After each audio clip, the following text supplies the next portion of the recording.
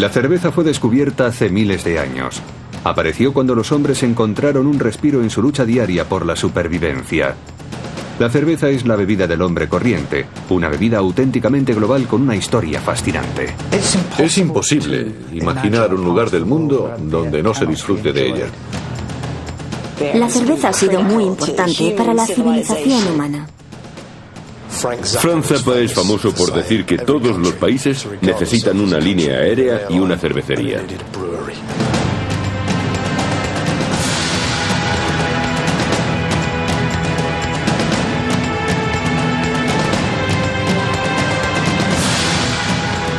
El mundo en un vaso.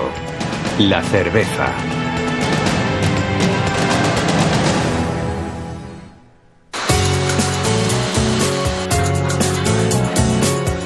La cerveza es la bebida alcohólica más popular del mundo.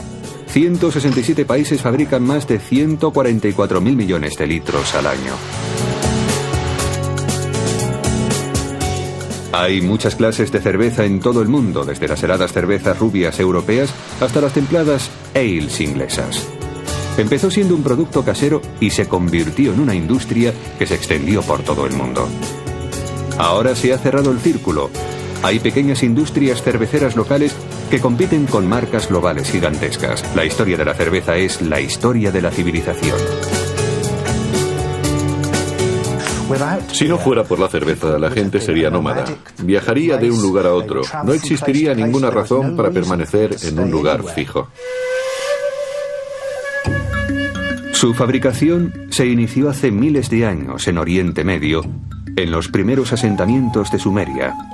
Fue descubierta casi por accidente. Por alguna razón, el agua se mezcló con grano, con cereales, y alguien decidió beber el líquido resultante. Este líquido fue la primera cerveza. Se cree que los sumerios cocían pan y luego lo humedecían con agua. Después de varios días, la levadura silvestre fermentaba la mezcla y aparecía una bebida alcohólica. La cerveza tuvo una importancia increíble para las personas. La epopeya babilónica de Gilgamesh es un antiguo poema transmitido de generación en generación. Relata la historia de Enkidu, un hombre salvaje que llega a civilizarse por beber cerveza. Es una buena forma de introducirse en las mentes de las gentes de aquel tiempo y saber qué les pareció la cerveza cuando la tomaron por primera vez. Enkidu comió pan y bebió cerveza. Está escrito que se puso de buen humor, muy contento, y que su cara se iluminó. Debió ser una experiencia única, completamente nueva para los primeros productores. Desde aquel instante quisieron reproducir la experiencia probablemente con la mayor frecuencia posible. La gente se reuniría, se sentaría alrededor de un caldero y con pajitas largas beberían de él. Para fabricar cerveza es obvio que necesitaban grano.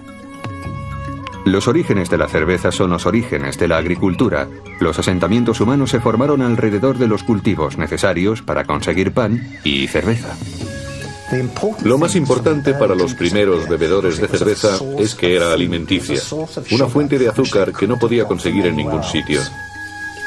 Donde los seres humanos se establecían, aparecía la cerveza, y en tiempos del antiguo Egipto se introdujo como parte esencial de la dieta cotidiana.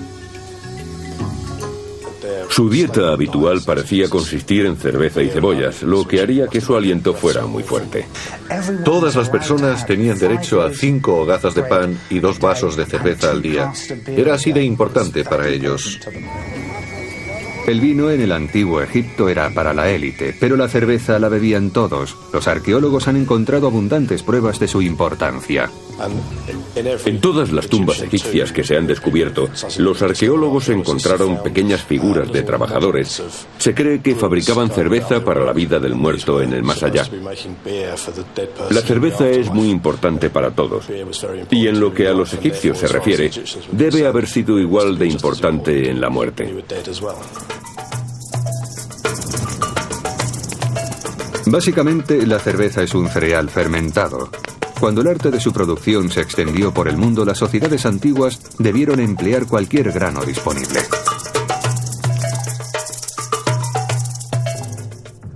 En China se utilizó el trigo para hacer samshu.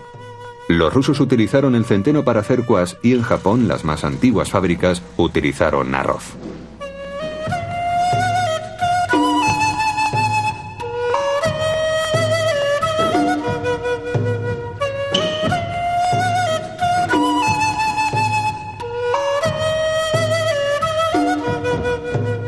Se cree que el arroz que fue llevado a Japón provenía de la región china del Yangtze. Con él llegó la tecnología del sake, que se producía a partir de arroz en el que había crecido un moho especial. A continuación se molía el grano. Muchos creen que el sake es un licor o un vino de arroz, pero es una cerveza, un cereal sin destilar. Técnicamente es una cerveza la más antigua de hoy en día. En el Japón antiguo tenía un papel ritual. En las fiestas se ofrecía arroz a los dioses, que lo aceptaban. Tradicionalmente, en Japón, se sirve el sake a los demás, y ellos te lo sirven a ti. Es un rito social muy especial que se conserva hoy en día. El sake se hace en honor a los dioses. Es un acto social que se sigue conservando para disfrutar en compañía. Por ejemplo, cuando se sirve cerveza, lo hacen unos a otros.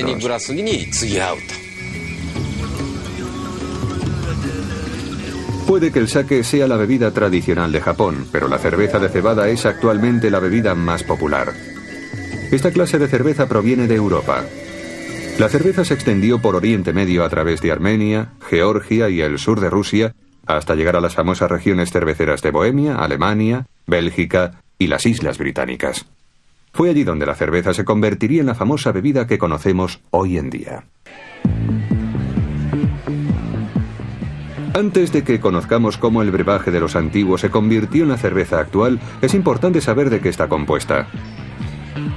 Puede hacerse a partir de cualquier cereal: cebada, trigo, maíz, centeno o arroz. Luego se le añaden sabores que van desde lúpulo hasta hierbas, frutas e incluso chocolate.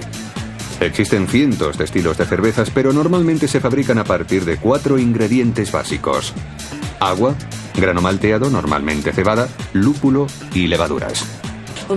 La fabricación de cerveza es una combinación fantástica de arte y ciencia. Utilizamos el proceso natural de transformación de azúcares en alcohol por medio de la levadura, como ya se venía haciendo hace miles y miles de años. Somos una civilización que bebe cerveza. El primer paso de la producción de la cerveza es conocido como el malteado. El grano que más se utiliza es la cebada. Se remoja con agua para que germine y se descompongan los almidones del grano y aparezcan los azúcares necesarios. A continuación se calienta el grano para impedir que germine más. El secado de la malta produce además sabores y colores que influyen en el sabor y color finales. La duración del secado de la cebada define los diferentes sabores que pueden ir desde el más ligero, que sería el de los Horlicks, o secar un poco más para que se caramelice, con lo que se consiguen sabores de Ovaltine. Si se continúa, se obtiene sabor a chocolate, y si se seca aún más, un sabor tostado como el de la Guinness. A continuación se muele la malta y se mezcla con agua caliente en el proceso de maceración. Eso dura alrededor de 1 hora y durante ese tiempo se desprenden los azúcares solubles de la malta. Para el acabado de la cerveza resulta vital la clase de agua utilizada. En las fábricas actuales el control del agua es muy riguroso. El agua es fundamental para la cerveza. Si el agua no es la correcta, la cerveza no es buena. En la actualidad, cualquier industrial cervecero de cualquier tamaño se asegura de que se analice bien el agua para que no varíe. Terminada la maceración, se procesa el líquido azucarado resultante llamado wort. Se le cuece con lúpulo, que le da el sabor característico de la cerveza y actúa como conservante natural. El tipo de lúpulo usado influirá en el sabor final de la misma manera que las uvas influyen en el sabor de los vinos. Los lúpulos le dan aroma y sabor a la cerveza. También actúa de forma muy característica. Por ejemplo, mejora la espuma y la retención del copete, lo que hace que la cerveza sea más atractiva y tenga mejor estética. A continuación, la mezcla cocida es enfriada y se le añade levadura para que fermente. Es en este momento cuando se empieza a convertir en una bebida alcohólica. La levadura es un organismo vivo que consume azúcar y la convierte en alcohol. Al igual que los demás ingredientes, el tipo de levadura tiene gran influencia en el sabor y apariencia finales de la cerveza. Los cerveceros actuales se preocupan mucho por la levadura que utilizan. La cultivan en la misma fábrica. Disponen de laboratorios de alta tecnología en los que la controlan, porque quieren impedir que se transforme sin que lo sepan, ya que si varía, la personalidad de la cerveza varía también. La mayoría de las cervezas son fermentadas una segunda vez, lo que las hace burbujear. El proceso puede durar desde unos días hasta unos meses y los más ligeros cambios en el tiempo y temperatura afectan a la cerveza final. La cerveza que bebemos hoy en día es el resultado de innumerables variaciones en un proceso sencillo. Todas las cervezas son fabricadas de la misma manera. Su gran diferencia de sabor, textura y color estriba en los ingredientes empleados. Según el cereal se obtiene un color diferente. A distintos tipos de levadura se consigue un sabor y aroma distinto. Los bebedores de cerveza modernos pueden elegir y comparar los sabores de cientos de cervezas diferentes. Empezaremos por la Hoegaarden. Los catadores parecían estar reservados a bebidas como el vino y el whisky, pero recientemente se ha empezado a apreciar la complejidad de la cerveza. Al echarla, se nota que tiene mucha espuma. Eso es una característica que la da el trigo. Lo emplean los cerveceros que quieren mucha espuma. ¿Agitas la cerveza para darle más sabor? ¿Qué es lo que quieres saber desde el principio? Primero hay que olerla, porque si la bebes antes se pierde el olfato. La nariz es nuestro órgano principal de cata. Esta es una Innis & Gund, una cerveza envejecida en roble. Esta es una cerveza que ha sido madurada en barricas de whisky durante 30 días. Hablando de ingredientes, ¿los ingredientes puros son lúpulo, cebada, levadura y azúcar? Sí, el roble le da mucho sabor a vainilla, toffee, miel y sabores cítricos que no se suelen encontrar en otras cervezas. Se la madura hasta un 6,6%, lo que es mucho y le da un sabor superior al que se espera de una cerveza ligera. Su transparencia es claramente mayor y el sabor es fantástico. La cerveza final es conocida como Stout. Obtiene su color final de las diferentes cebadas malteadas que se emplean. Esta es una Stout achocolatada, por lo que su copete debe ser más oscuro. Es sorprendente lo importante que es el color. Si se tapan los ojos, yo lo hago mucho con mis alumnos, y les doy a probar una cerveza, no pueden distinguir si es una Guinness o una Lager. No pueden si no la ven. Por el olfato se distingue que está muy tostada. Tiene sabor a nuez y a chocolate negro. El tono oscuro se debe a la clase de la malta, como la malta de chocolate que se tuesta en un tambor igual que el café. Es una cerveza muy dulce. Si se tuesta la malta, se obtiene un carácter más dulce. Si se tuesta la cebada, se obtiene una cerveza tipo Guinness.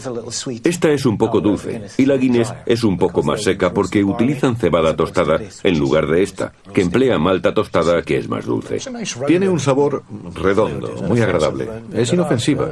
Su complejidad le permite tomarla con una gran variedad de platos. Los bebedores de cerveza modernos eligen entre cientos de clases con sabores y colores muy diversos. Pero cuando llegó la Europa del Norte procedente del Oriente Medio era una sopa turbia de pan. Cómo se convirtió en la bebida clara y espumosa actual es una historia fascinante de afortunados accidentes y dedicación. La cerveza llegó al norte de Europa hace más de 2000 años, mientras que los romanos, bebedores de vino, la consideraban una bebida de bárbaros. En las regiones del norte la cerveza formaba parte esencial de la alimentación. La vida era dura, muy dura. La gente tenía que trabajar muchas horas en las más terribles condiciones. Se dice con frecuencia que si se tuviera que hacer el trabajo que ellos hacían, se tendría que comer una cantidad imposible de pan. Ellos obtenían la energía de la cerveza. Beber cerveza era esencial para la vida cotidiana. Estaba hervida, por eso el agua estaba purificada. No sabían que la habían purificado, pero el hecho es que lo hacían. En la cerveza había muchos azúcares y nutrientes que no podían conseguir de ninguna otra forma. Para ellos era pan líquido.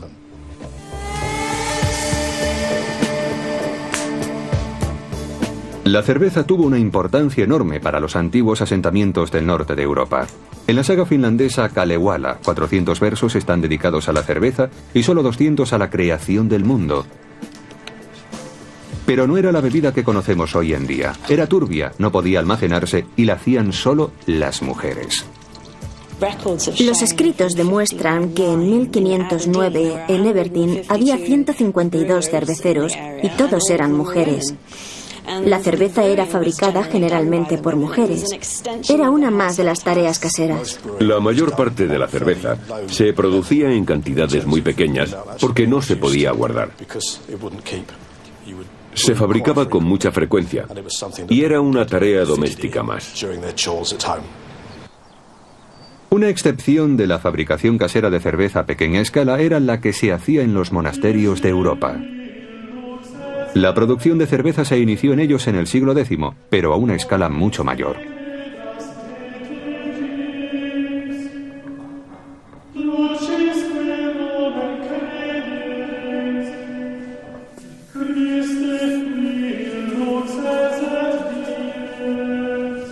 Los monasterios son el origen de muchas de las mejores cervezas mundiales.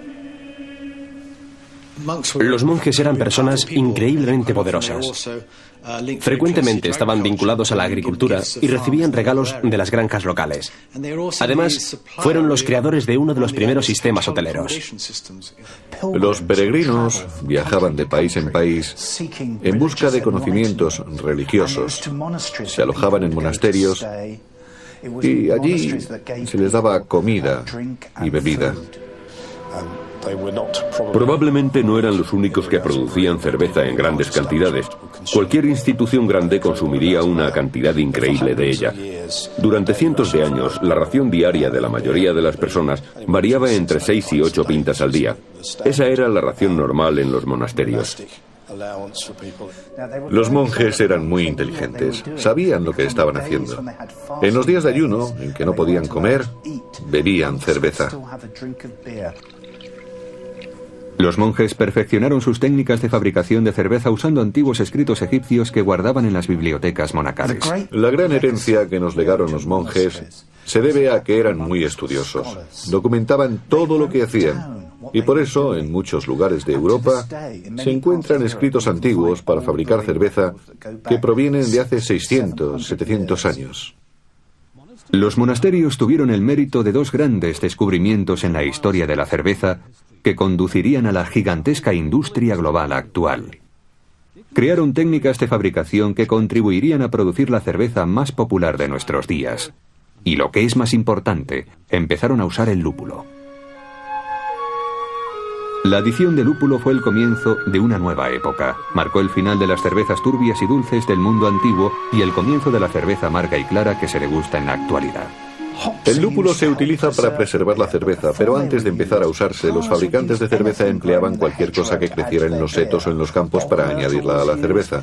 Usaban mirto, usaban brezo. De hecho, cualquier cosa que creciera era muy probable que el cervecero la pusiera en la cerveza para ver qué efecto tenía. Se cuenta que le echaban ratas, pollos.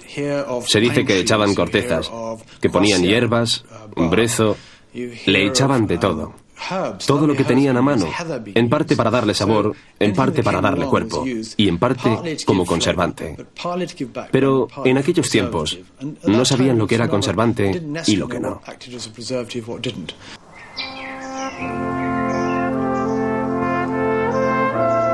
Se descubrió que el lúpulo no solo era un excelente conservante, sino que se cultivaba muy bien y siempre podían disponer de él.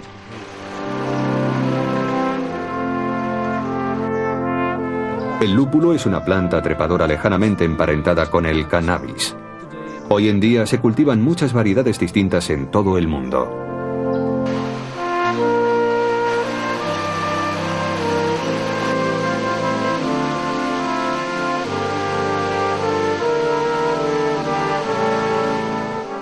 Cuando se cuece el lúpulo en el proceso de producción de la cerveza, desaparece una sustancia de la que se alimentan las bacterias, por eso el lúpulo hace de conservante. También produce un sabor amargo, una mayor transparencia y un copete espumoso. La cerveza con lúpulo empezó a fabricarse en Alemania y en la Europa continental, pero mucha gente seguía prefiriendo la cerveza sin lúpulo, conocida como ale. La resistencia fue particularmente fuerte en las Islas Británicas. Resulta interesante que en todas las obras de Shakespeare, las referencias a la cerveza son peyorativas. El bebedor de cerveza es un villano que desaparece rápidamente. Shakespeare habla con desprecio de la cerveza. Sin embargo, dijo también que un vaso de ale es digno de un rey. La reticencia de Shakespeare a la nueva cerveza con lúpulo puede provenir de una relación familiar con la industria de la cerveza sin lúpulo. Su padre era probador de ale. Es un trabajo que no existe en la actualidad. El probador de cervezas debía comprobar la fuerza de cada una de ellas. Lo hacía visitando las tabernas y pidiendo que echaran cerveza sobre un banco de madera. Luego se sentaba sobre el charco. Llevaba pantalones bombachos de cuero. Y se dice que cuanto mejor era la cerveza, más pegajosa se volvía. De forma que cuando se levantaba, cuanto mayor ruido hiciese al despegarse, mejor calidad tenía la cerveza. Es una bonita historia, pero desgraciadamente no parece que tenga nada de cierta. Pensando un poco, no tiene sentido que alguien estropease sus pantalones de cuero y el banco de madera para saber si la cerveza era buena. Todo lo que tenía que hacer era probarla. Hacia el siglo XVIII la cerveza sin lúpulo casi había desaparecido.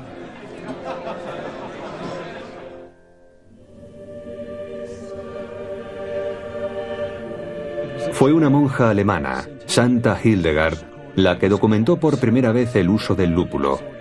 De nuevo son las órdenes religiosas alemanas las que dan el siguiente gran paso en el desarrollo de la cerveza.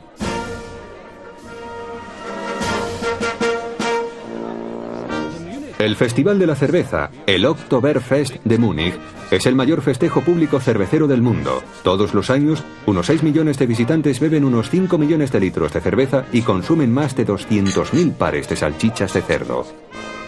El festival se remonta a 1810, cuando los ciudadanos de Múnich celebraron las bodas del príncipe Ludwig con la princesa Teresa, pero en la actualidad, las fiestas son más famosas por la cerveza. El corazón de la industria cervecera alemana es Múnich, que originalmente quería decir el lugar del monje. Los monjes de los alrededores desarrollaron accidentalmente un nuevo estilo de cerveza llamado lager, que se convertiría en la más popular en todo el mundo. En Múnich, las cervecerías empezaron a almacenar la cerveza en cuevas con hielo. Este método de almacenamiento condujo accidentalmente a un nuevo tipo de levadura que dio paso a su vez a una nueva cerveza conocida como lager. Cuando se guardaba en un almacén, o lager en alemán, la cerveza se volvía estable naturalmente. La lager fue creada a principios del siglo XIX por Gabriel Sedlmayr, uno de los pioneros de la cerveza comercial. Se trataba de un cervecero alemán que en 1840 comenzó a incorporar avances tecnológicos a su industria. Introdujo el sacarímetro, el termómetro y la máquina de vapor. Con el sacarímetro medía el azúcar de la cerveza. Con el termómetro comprobaba la temperatura, haciendo más eficiente el proceso. Y con la máquina de vapor movía materiales pesados por su fábrica. La fábrica Spaten de Sedlmayr existe todavía en la actualidad. En ella su dueño empleó a fondo la tecnología y métodos modernos. A principios del siglo XIX hizo un poco de espionaje industrial y se fue con un amigo a visitar a otros cerveceros europeos. Vaciaron unas cañas y con ellas agitaban la cerveza cuando la estaban fabricando. A la vista de sus anfitriones, robaban levadura y la cerveza en fermentación para poder llevársela a Alemania y experimentar con ella. Gabriel Sedlmayr creó el estilo propio de las cervezas de Múnich. Son agradables cervezas cobrizas, de color pardo rojizo que delatan al lúpulo que llevan. Es una clase de cerveza que conquistó a todos. La cerveza lager de Sedlmayr tenía un color oscuro. Probablemente los aficionados a la lager de hoy no la reconocerían. Fue otro cervecero alemán, Josef Groll, quien desarrolló las técnicas de Sedlmayr y creó la primera lager dorada en la ciudad de Pilsen, ahora en la República Checa.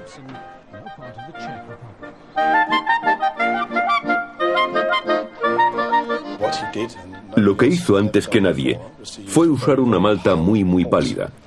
Y con ella produjo, ante el asombro de todos, la primera cerveza Lager Pilsen pálida. Esta nueva cerveza llegó justo a tiempo.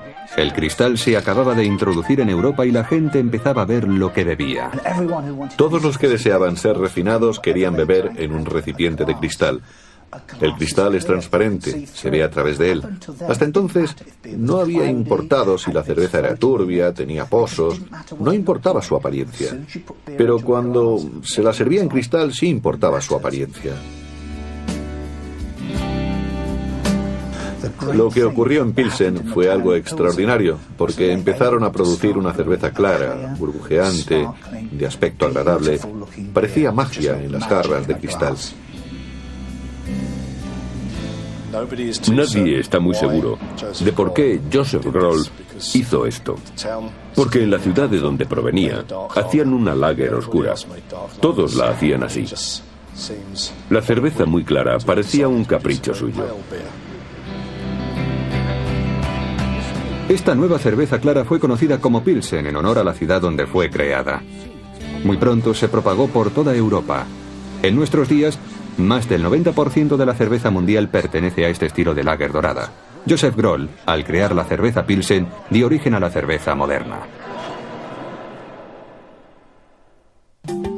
La cerveza moderna estará siempre en deuda con la historia. Un buen ejemplo de Pilsener, una lager estilo Pilsen. Tiene buen aroma. Un buen aroma a lúpulo. Una de las características de esta cerveza y de las Pilsen en general es que saben más a lúpulo. Este es un ejemplo de cómo debe ser una lager según muchos, y sin embargo tiene bastante más sabor que la mayoría. Posiblemente es algo más dulce de lo que se cree que deben ser las lager o a las que estamos acostumbrados, pero está perfectamente equilibrada, con un aroma a lúpulo encantador. Tiene tintes de limonada y mucho pomelo. Chimay es una cerveza belga que los monjes trapenses siguen fabricando. Suelo decirle a la gente que no confíen en nada que hagan los monjes o los cazadores. Disponen de demasiado tiempo. Por supuesto. Los monjes siempre produjeron cervezas muy fuertes, porque no podían comer en Cuaresma, y el alto contenido alcohólico les daba mucha energía, lo que les mantenía en pie durante ese tiempo. Esa es también mi excusa. Esta tiene mucho clavo. El clavo fenólico proviene probablemente de la levadura. Sí, la verdad es que se nota. La cerveza final está basada en una vieja receta escocesa que, cosa rara en una cerveza moderna, no contiene lúpulo. ¿Qué es lo que estamos probando, Geoff? Estamos probando una ale de brezo, que es una ale local de Escocia. El brezo se cultiva allí. El lúpulo no crece en Escocia, hace demasiado frío. Tiene cierto sabor floral, como a plantas, tiene carácter vegetal.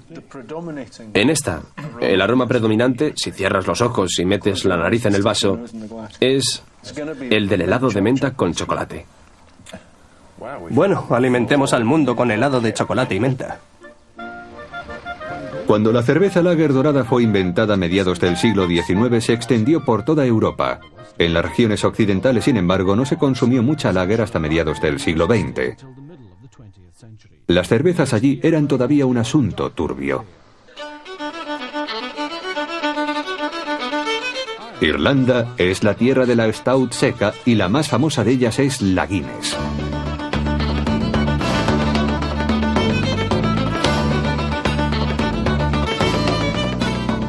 La fábrica Guinness se fundó en 1759 en Dublín, en una cervecería abandonada que había cerca de una abadía. La renta era de 45 libras al año y debía ser alquilada durante 9.000 años. Gracias a la tenacidad de su fundador, Arthur Guinness, se sirven en todo el mundo más de 10 millones de jarras de Guinness al día. En las décadas de 1760 y 1770, su fábrica creció y necesitó más agua de la que el municipio disponía. Por eso le amenazaron con cortarle el suministro, con lo que obviamente habría tenido que dejar de hacer cerveza. Hay una historia registrada en el libro de actas que dice que Arthur Guinness amenazó física y verbalmente con un pico a los guardias municipales. Les dijo que o dejaban en paz el agua o se las verían con él. Y acabó saliéndose con la suya. En la actualidad, Stout es sinónimo de Irlanda, pero realmente esa cerveza proviene de Inglaterra, de la ciudad de Londres. Stout es una abreviación de Extra Stout Porter, una cerveza que se hizo muy popular entre un grupo de trabajadores de Londres que eran los transportistas de la época. El suyo era obviamente un trabajo cansado, acalorado y sediento. Fuera de muchos pubs de Londres había bancos donde estos porteadores dejaban su carga para beber una pinta de cerveza.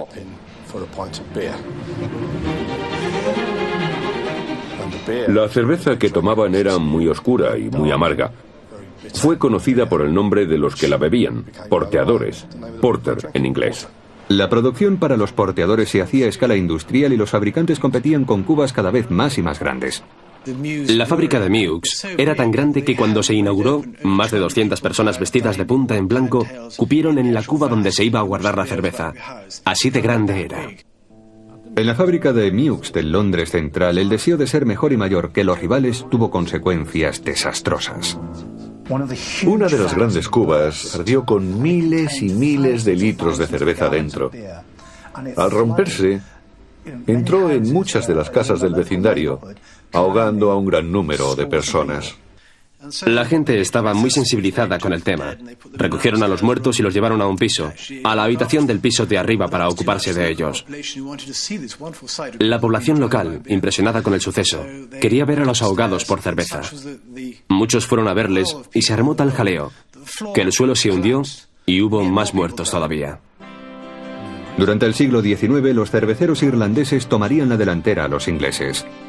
Cuando Arthur Guinness fundó su fábrica, producía varias cervezas, pero en 1799 tomó la valiente decisión de fabricar solo la Porter. Arthur Guinness se arriesgó mucho cuando decidió producir solamente la Porter, la Stout Porter, que es una bebida seca, oscura, negra, porque el país prefería en aquel tiempo las cervezas más ligeras, Indian Pale Ale, un estilo totalmente diferente de bebida. Pero insistió, y seguramente su familia probablemente le está agradecida todavía. Mientras la Porter perdía popularidad en el Reino Unido, la Stout Porter irlandesa crecía cada vez más y pronto se exportó por todo el mundo.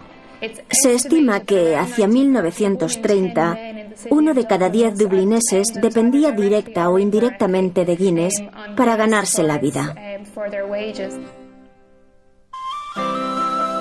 Debía haber unos 4.000 empleados en la fábrica, porque la fabricación exigía mucha mano de obra. Al final de cada malteado o al final de la fabricación, había una sustancia que parecía una papilla en el fondo de las cubas y tenía que ser retirada a mano. Se necesitaba mucha mano de obra. También había unos 300 o 400 obreros en el departamento de tonelería, porque allí se necesitaban también muchas personas para trabajar manualmente. Uno de los incentivos que se les daba a los empleados eran 2 pintas de cerveza al día. Los hombres llevaban la jarra en la mano y la llenaban en ciertos grifos que tenían asignados en la fábrica. Guinness se convirtió en una de las primeras cervezas mundiales y en una marca universalmente famosa. A partir del siglo XIX, la fabricación de cerveza se hizo cada vez más con medios industriales. Era el momento de la producción masiva. La cerveza contraería una deuda tan grande con la ciencia moderna como con la herencia del pasado. Fue un científico, Louis Pasteur, quien conseguiría el más relevante descubrimiento desde el empleo del lúpulo.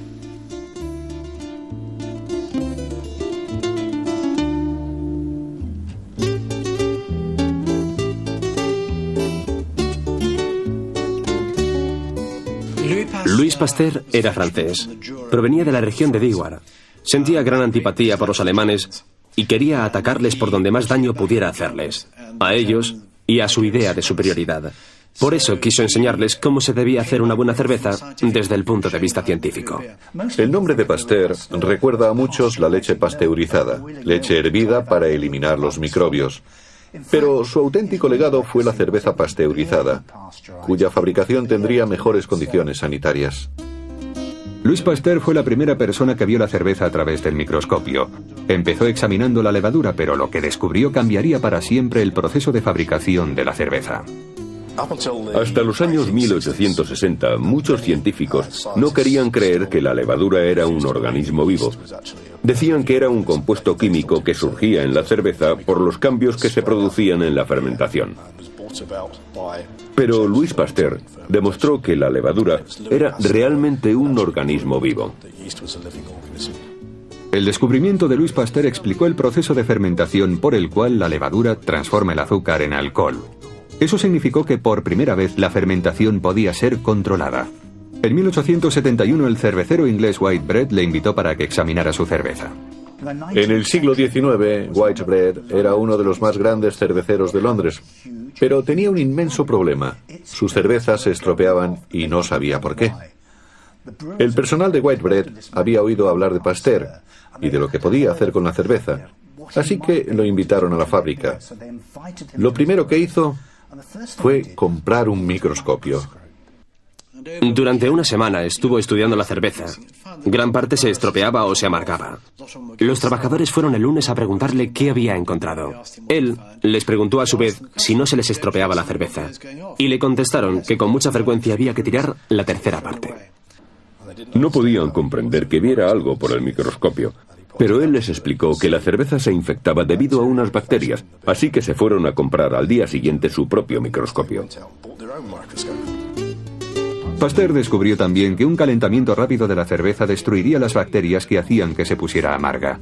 Este proceso fue conocido como pasteurización y revolucionó la producción cervecera.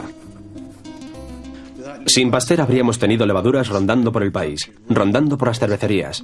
La mayoría de las cervezas se habrían vuelto amargas. La mayor parte no durarían mucho, y nuestra industria cervecera habría sido una ruina. La pasteurización permitió el desarrollo de mayores industrias cerveceras.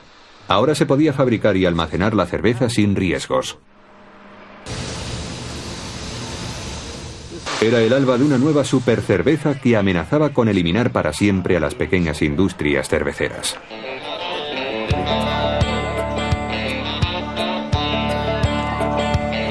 En América, un cervecero llamado Adolphus Busch se preocupaba por introducir todas las innovaciones científicas para conseguir la primera cerveza de su país.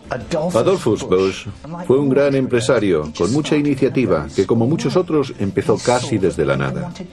Se dio cuenta de que la gente quería cerveza y se dijo que sería cervecero y produciría una cerveza ligera americana a la que llamó Budweiser. Busch empezó a producir su cerveza a gran escala introduciendo innovaciones como el transporte refrigerado y la pasteurización. De esta manera pudo venderla en toda Norteamérica. Utilizaba arroz y cebada malteada para crear una cerveza con un sabor muy delicado, diseñado para que gustara al mayor número posible de personas.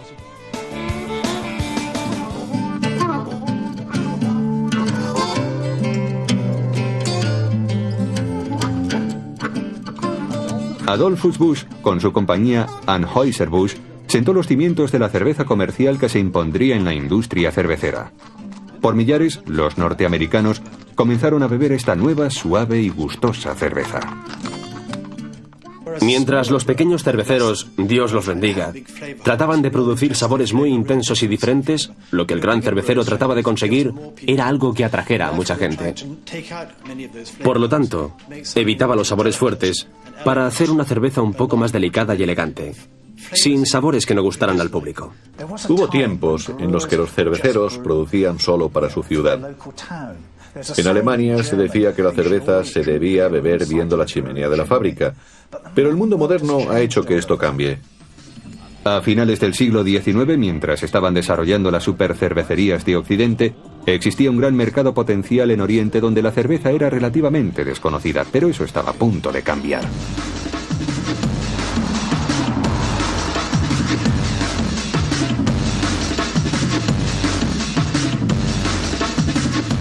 Japón es uno de los productores de bebidas alcohólicas más antiguo del mundo y hasta hace poco su bebida más popular era el sake, una antigua bebida hecha con arroz. En poco más de 100 años su gusto se decantó por la cerveza. Fred Kaufman ha dirigido un bar en Japón durante 25 años y ha presenciado personalmente el auge de la cerveza. Cuando comencé hace 25 años solo había 15 tipos de cerveza de importación, pero ahora hay más de 300. Cuando vine por primera vez a Japón se bebía sake principalmente, pero ahora la cerveza es la bebida nacional. El bar de Fred está en Sapporo, el hogar de la cerveza japonesa. Fue aquí donde un grupo de empresarios decidió en 1876 instalar la primera fábrica de cerveza de Japón. Pero como no tenían cerveza propia que les sirviera de guía, recurrieron a Alemania como inspiración. Empezaron en 1876. Los comienzos fueron en Tokio. Varios empresarios fueron a Sapporo para construir allí una fábrica. En aquellos días, Nakagawa Seibi, pionero de la técnica, había pasado varios años en Alemania estudiando los métodos de producción de la cerveza y luego se trajo esos conocimientos para utilizarlos en nuestro país. Seibi estudió en la Escuela de la Cerveza de Berlín. Allí aprendió a fabricar la lager dorada, que se convertiría rápidamente en la favorita mundial. Debió resultar un viaje increíble. Viajó miles de kilómetros a vela. Se encontraba en un país extraño, sin conocer apenas el lenguaje, solo unas pocas palabras. Tuvo que aprender algo que le resultaba totalmente desconocido y luego regresar a su país con todo el mundo esperándole para ver al hombre que iba a introducir una nueva industria en Japón. Los japoneses creían que la cerveza sabía a medicina y no querían probarla. Solo se producía para la comunidad extranjera de Yokohama. Unos cuantos años más tarde inauguraron el Club de la Cerveza de Sapporo, en el que una vez al mes se reunían los jefes de la industria y se obligaban a beber aquella cerveza horrible. Pero era una forma de promocionar la economía local, y debe haber funcionado porque ahora todos beben cerveza. En Japón a la gente joven le encanta la cerveza. Hay montones de lugares para tomarla, aunque quedan muchos que siguen bebiendo sake. Cuando tomamos cerveza hacemos mucho ruido. A los jóvenes japoneses nos encanta, nos gusta la cerveza, es más social. Todos los días, cuando termino de trabajar y antes de volver a casa, me gusta tomar una cerveza. No me parece que haya terminado el día a menos que me tome una cerveza. Hace 30 años la cerveza no era una bebida de mujeres, sino de hombres. Por supuesto, ahora la bebemos y es deliciosa. No hay nada mejor.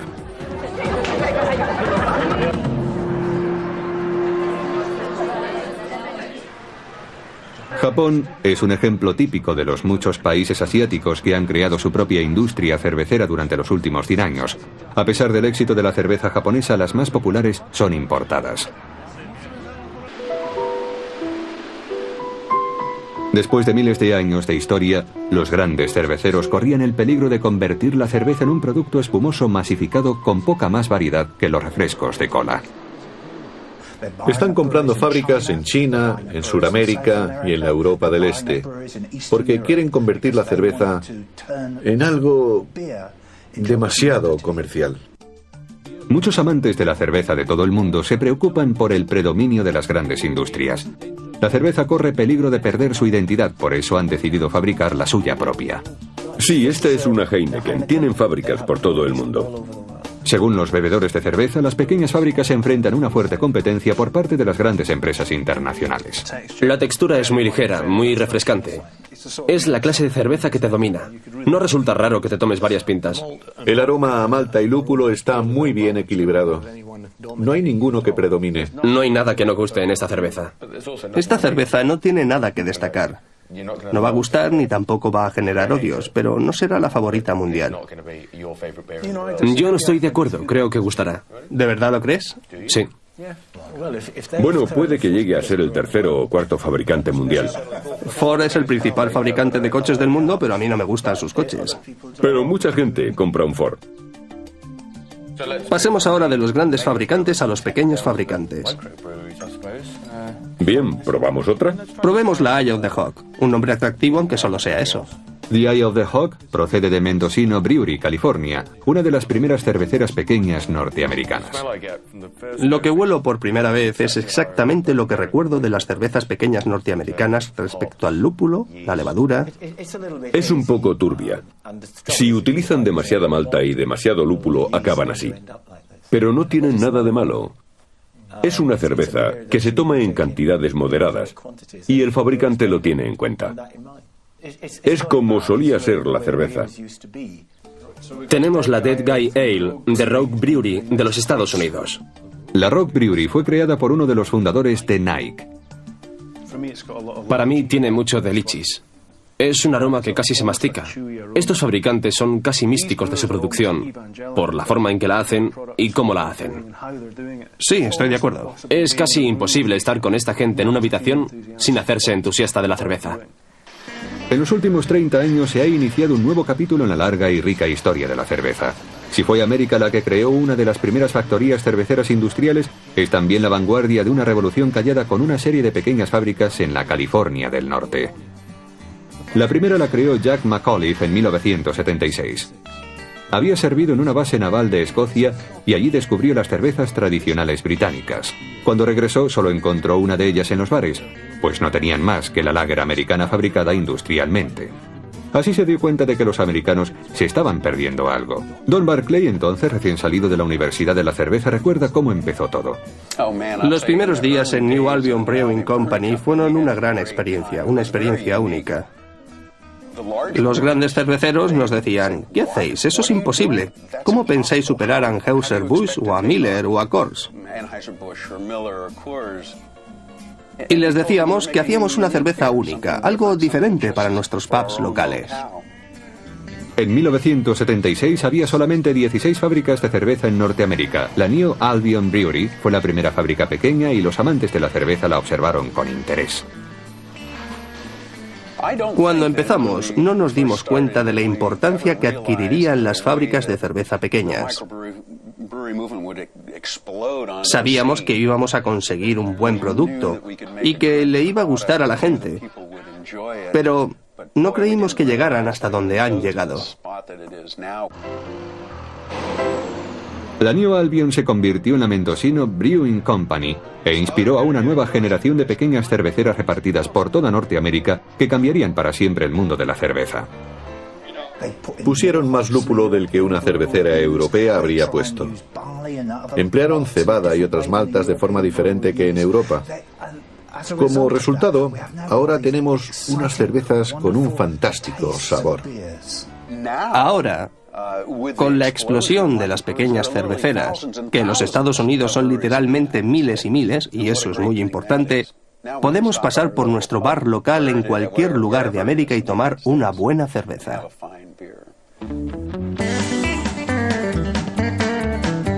El mercado local estaba en declive en Europa. El movimiento de las pequeñas cerveceras de América contribuyó a que las cervezas especiales se conocieran en todo el mundo. Así, hasta una pequeña fábrica pudo encontrar un mercado enorme y ganar dinero. Incluso en las más remotas regiones de Europa, como la isla de Skye y Escocia, se han abierto fábricas pequeñas de cerveza que dan servicio no solo a la comunidad local, sino a todo el mundo. Estamos volviendo a la situación en la que estábamos hace muchos años, cuando cada localidad tenía su propia fábrica. Pero en estos días, con mejor transporte, las pequeñas fábricas pueden distribuir sus productos por toda la nación e incluso a ultramar. Algo impensable en el pasado. Con frecuencia, en los primeros días, solo trabajan en la fábrica 1, 2, 3 o 4 personas. Hoy en día ocurre casi lo mismo, pero tienen mucha fuerza, porque están cada vez más en contacto con los granjeros locales. Los lugareños están en contacto con los cerveceros y los consideran una fuente local de alimentos que se encarga del suministro. Como seres humanos, tenemos espíritu de comunidad y nos sentimos orgullosos de ella y de nuestro vecindario. Por eso el cervecero pequeño parte de su legado, hace que la gente vuelva a su comunidad y se sienta orgullosa de ella. El aumento del número de cervecerías se traduce en que hay muchos más tipos de cerveza que antes. Hay cerveceros que buscan nuevas recetas, nuevas maneras de conseguir otros estilos y sabores. Pero hay otros que estudian los libros de historia para conocer las cervezas de hace 100, 200 años. Cada vez hay más compañías cerveceras que producen cervezas muy buenas, algunas de las cuales utilizan recetas antiguas, mientras que otras prueban con nuevas. Algunas adoptan ideas del continente. Los clientes disponen de una amplia gama de sabores, y esa es probablemente la consecuencia más importante del movimiento de las pequeñas cerveceras. Han educado el paladar del público. En 8000 años, los humanos han pasado de ser cazadores-recolectores a personas civilizadas con una rica cultura. La cerveza les ha acompañado desde el principio y ha cerrado el círculo pasando por la industrialización para volver a sus raíces. Independientemente de lo que ocurra en los próximos 8000 años, estamos seguros de que la cerveza continuará teniendo un futuro muy importante en nuestra vida. Un mundo sin cerveza sería un lugar muy aburrido. Un mundo sin cerveza sería un mundo sin sonrisa, sin una buena conversación y sin buena compañía. No puedo imaginar un mundo sin cerveza. Sería un lugar muy insípido. Un mundo sin cerveza sería un lugar muy, muy triste para vivir. Creo que la cerveza es como la leche materna de la humanidad.